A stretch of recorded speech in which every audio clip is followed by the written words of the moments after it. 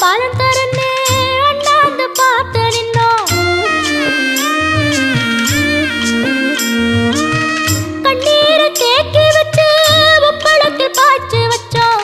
உப்பாக விளையும் என்று ஊர் பார்க்க ஏங்கி நின்னோம். தென்னை என கந்தன் முனை எண்ணத்துல வச்சு புட்டோம். பக்தி எனும் நீர் இறைச்சு வேர்பிடிக்க பாடுபட்டோம். முப்பளமாய் உன் தலத்தை உள்ளத்துல வச்சு புட்டோம். கண்ணீரை காலடியில் காணிக்கைய சேர்த்து புட்டோம். மெழுகினவே முருகுகிறோம் முருகா, அழகை வர பார்ப்பதுவும் அழகா.